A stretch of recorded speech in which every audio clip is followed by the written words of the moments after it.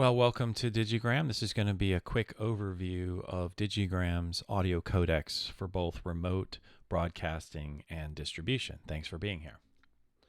So let's take a look at the typical infrastructure of hardware codecs. We have our remote broadcasting environment on the left side, and we have our distribution broadcast on the right.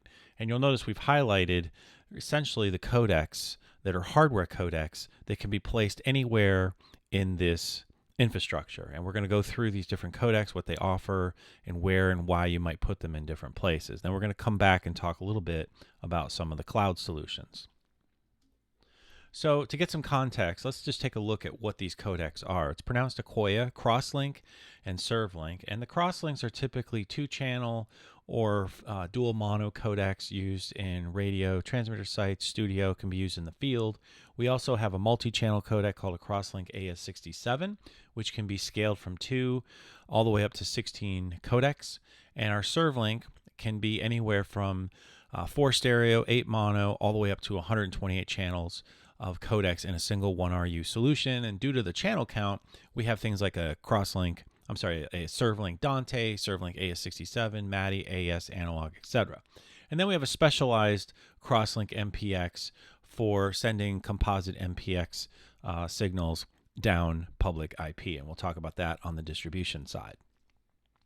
Typical back panel of these codecs, you'll find professional I/O, redundant power supply, SD card for backup, so you never go off the air. We can serially transmit GPIOs and RS-232, and then you also have 4 network ports. So you have true 100% redundancy on the streaming side, as well as 100% redundant setups on your LAN. Now the portable codec, which is called the IQOYA Talk, has everything included. So it has a battery, it has all of the antennas, it is SIM, Ethernet, and Wi-Fi. It comes fully packed with a feature set that can handle all of your remote broadcasting needs. And when you take a look at a normal use case where you have an IQOYA Talk in the field, you have a studio codec, we have redundant streaming through either Wi-Fi, Ethernet, or a combination of those, as well as dual SIM cards. So we can bond cellular setup 2 separate SIM networks for true redundant streaming. Also notice we can use the Digigram portable with third-party codecs using the IQOYA Connect software.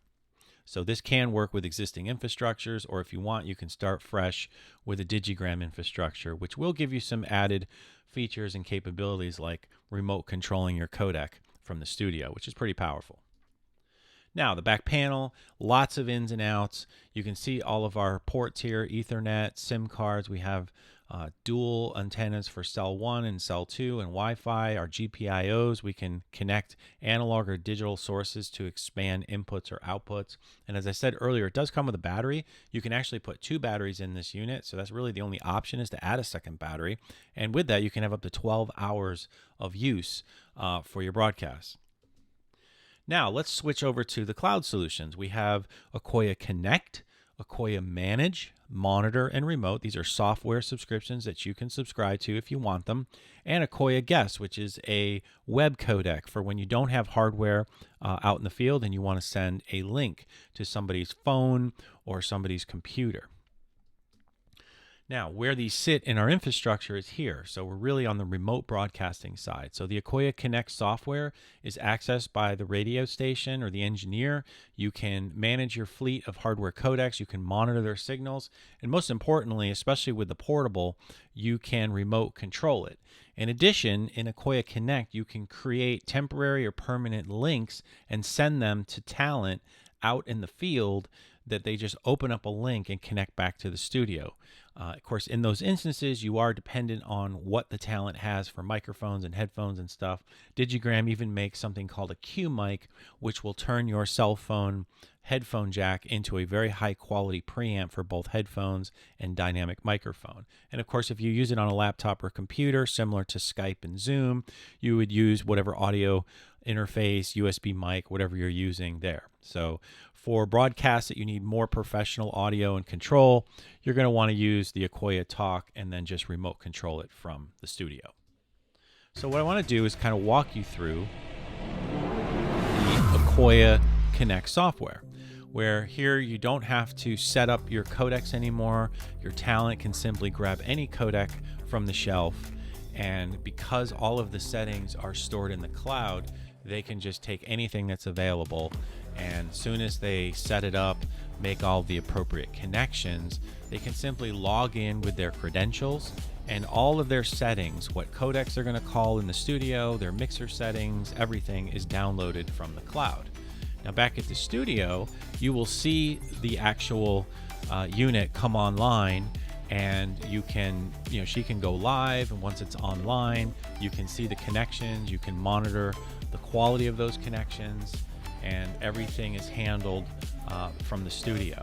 In addition to monitoring and managing the connection, you even have the super added flexibility of being able to open up a remote control window, and this can be unique for many talks at one time, where we can control the mixer, we can control the gain, we can actually create headphone mixes for the talent, all at the studio. So the talent does not have to be technical. They really just need to take the portable and connect it to power and hit the go live button. And once that's done, there's two-way communication, both on and off air, and you have full remote control capability. Now, in this example, we showed it with one IQOYA talk, but you can actually do it with several at one time. So it really opens up a broadcaster's ability to do remote broadcasts, manage it, and really not need a technical person out in the field.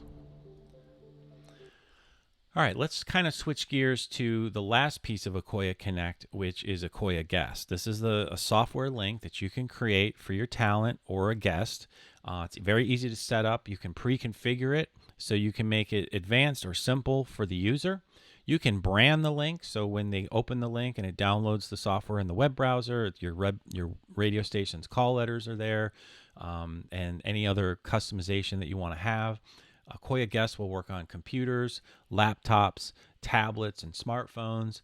And another thing about IQOYA Guest is that you can do multiple guests at one time. So if you have a show that has multiple guests around the country, you can actually send separate links to each of them, as long as you have a hardware codec at the studio, because you're going to literally virtually hardwire each guest link to a particular channel of your studio codec. So what I want to do is show you a demonstration of how IQOYA Guest is set up from the radio station or TV station side, so you can kind of see for yourself.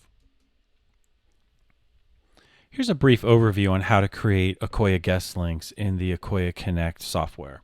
You're going to click on Live Sessions with IQOYA Guest, go over to Guest Links, and choose the plus symbol. You will name this Guest for today's show or tomorrow's show, and assign it to a user in your organization. Hit Next. You have the options to give them access to more settings. If you want to keep it simple, you can hide that. Otherwise, you will show them the settings page, which will look something like this on their browser. If you have a logo for your station, you're going to want to go ahead and use that. Choose your different streaming options. If you're using a good microphone and headphones, you probably won't use these. Otherwise, you're going to want to use these.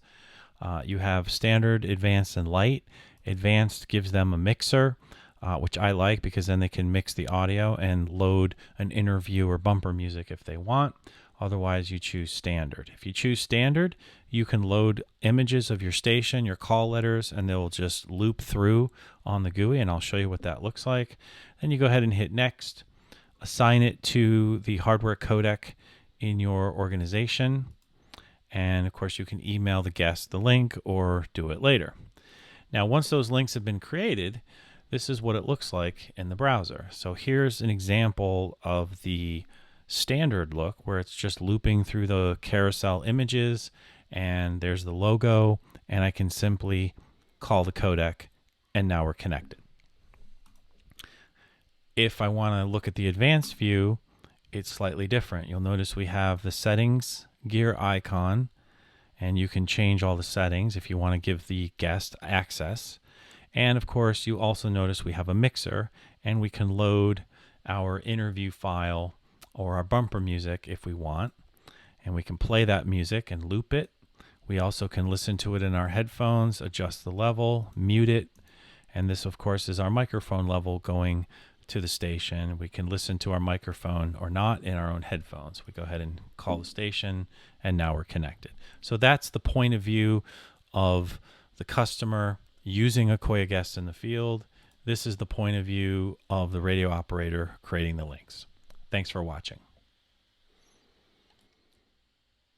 So that's kind of a nice way to get a quick demonstration of what it looks like, how to use IQOYA Connect to create those links, and kind of what the point of view is from the person creating the links as well as the guest in the field or talent receiving those links.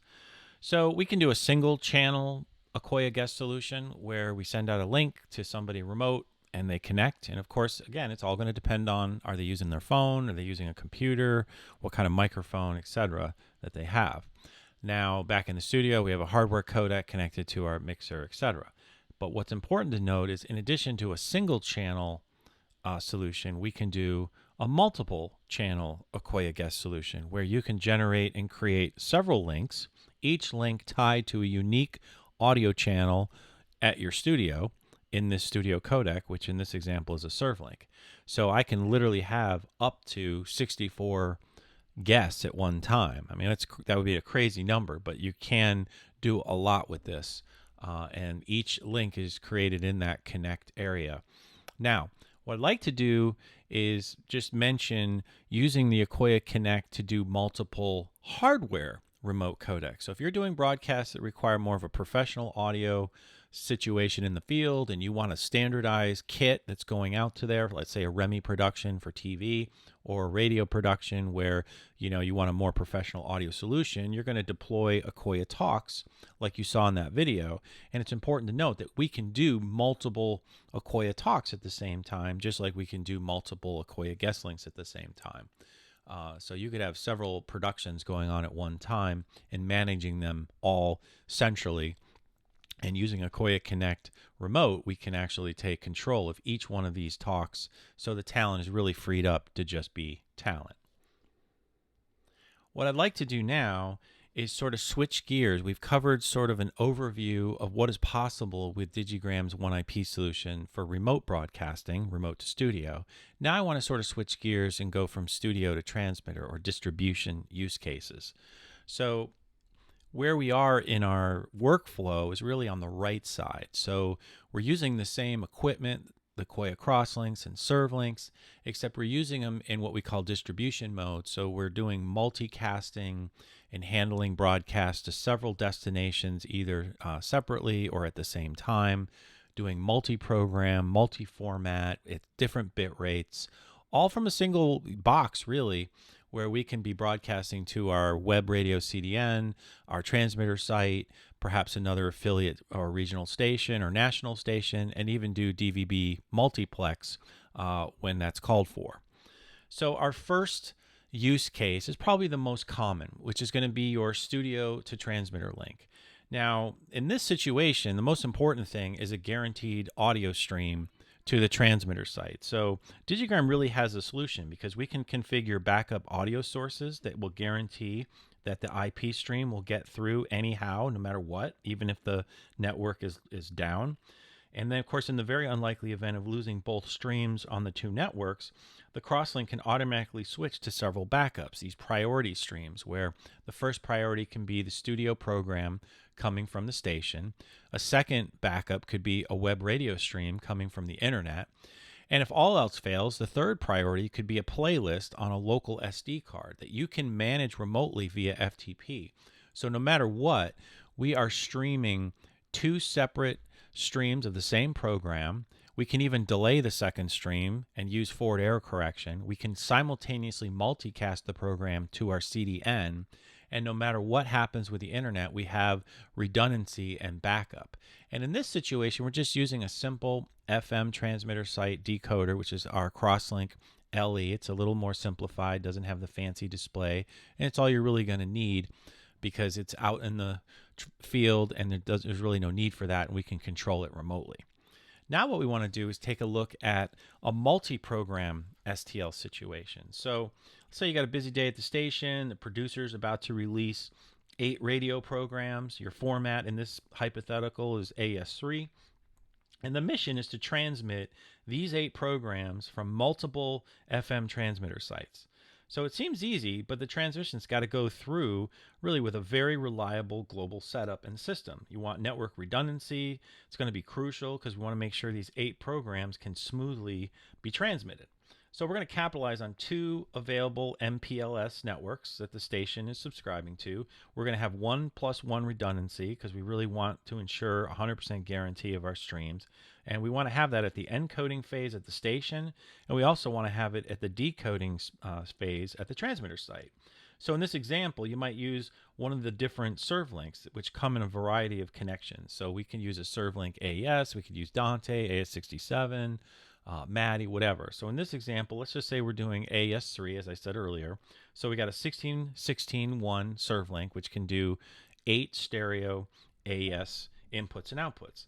So to unfold this process, let's say we got 2 SERV links installed at the radio station, which are going to simultaneously encode the same program. We're going to connect them to each MPLS because we have 4 network ports, so we can configure those network ports as 2 separate internet networks on these MPLSs. And then we'll pretty much do the reverse at the transmitter site. So we'll have SERV links here receiving streams from MPLS A and B, and basically redundancy is ensured because if one network link fails, programs are recovered from the other network. And of course, in the unlikely event of an encoder failing, the 2 decoders receive the streams coming from the other encoder from both networks. So eventually each decoder will output the 8 programs, and audio switches will automatically select the valid output for each program, which is going to guarantee that we have everything that we want from the start. So this is a pretty powerful solution, and you can see the power of the Digigram distribution solutions from the IQOYA Fluid IP engine and all the different functionality that's available. Let's take a look at another situation. Let's say we have a multi-program studio-to-studio link requirement. We want redundancy and a scalable solution. Now in this example, I chose Dante just to show you there's a different kind of connectivity. So we have an IQOYA ServLink 88 Dante, which comes standard with 8 codecs, and you can scale it up to 128. That would be 64 stereo or 128 mono. So we have our Studio A in New York City. We have Studio B in LA, Studio C in Dallas, Studio D in Orlando. And the blue line is our primary stream. And we can multicast from New York to all these different studios at the same time. And we can even do separate programs or the same program in different bit formats and all of that. Now the red line is just the redundant stream. So we can do this 100% redundant. It's scalable from 8 to 128 channels in a single 1RU solution. Very, very powerful. Now let's take a look at a web radio use case, maybe regional to headquarters to web. So, in this example, let's say the radio station spans all over the country with 20 regional stations with a headquarters location. And as headquarters commands, the regional programs must be available in the AES67 infrastructure, encoded, sent to HQ, and then decoded and re-encoded and sent in multiple formats and bit rates to the different CDNs for the station. So each regional station could be equipped with an IQOYA crosslink, which is going to stream the live local program towards the national headquarters station. And then at the headquarters, the IQOYA ServLink is going to collect all of the regional program streams, decode them to redundant AES67 streams on the LAN, and at the same time, these regional programs are encoded and streamed to web radio CDNs. Each program can be streamed, for example, an IceCast and an HLS multi-bit rate and HLS HE AAC. So the point is we can do so many different bit rates and formats depending on what we need for our CDN. So we can decode the regional programs, re-encode them in multiple formats and bit rates with just using a single box from Digigram. So this is a really great cost savings and an incredible way to set this type of infrastructure up. What about MPX? Let's say we want to stream your composite MPX signal. So let's say over the years, you've sort of built up your infrastructure and you've always done it this way, right? So you have your whatever encoder at the station, and then at each transmitter site, you have a decoder. And then here you're doing all of your audio processing with an RDS and stereo encoder to MPX into your modulator. So, and each transmitter site around the city, the country, however big you are, you have all this extra equipment. So what you can do with an IQOYA Crosslink MPX is you can actually encode it at the station and save costs by not needing something at each transmitter site. So we have less equipment going on here. So we have a more unified studio transmitter link. It's all centralized, and we have a lot of cost savings because basically in this setup, what's important to note is that, the transport of MPX over IP, it's going to require a reliable network, and the IQOYA MPX supports analog MPX and digital MPX over AS192. So because this codec natively enables MPX encodings and decodings, it offers a more simple approach to this sort of infrastructure. Now, what about multi-program FM distribution via DVB? So this is just another use case on the distribution side of broadcasting. So let's just say you have a large popular radio station, famous for its programming, and it kind of blends local news with national headlines, right? So you want to achieve a very thorough coverage, and over time, let's say this enterprise has grown to about 50 regional stations scattered all over the country, all connected to a centralized headquarters to report on regional, local, and national events. So transmitter sites are going to be dispatched all over the country, and they're going to broadcast a mix of local and national content. And for obvious consistency reasons, you want to make the programs intended for local broadcast, you want to centrally manage them at a national headquarters, then send them out to local FM transmitter sites for local distribution via a DVB multiplex. So in this situation, each regional station simply needs a simple stereo encoder that can, stream over IP, whether it's MPLS or public internet, to the actual HQ. And we can actually send, to both a primary and a backup just in case we need a standby. And then this at the national station where you can receive all of these regional streams and then add to them or manipulate them however we need to, and then send them back out in a simple 1 MPEG TS IP stream with up to 64 stereo programs, and then each regional transmitter site can choose the program from the DVB multiplex that it needs. So hopefully this gives you kind of an idea of how vast and how many options you have on the distribution side. I mean, we didn't cover every example, but I sort of covered some key things and some key advantages of using Digigram for remote broadcasting. Well, I want to thank you for watching. Hopefully this has been helpful in just getting some insight and the real overview of all that Digigram has to offer on the audio codecs. Thank you for watching.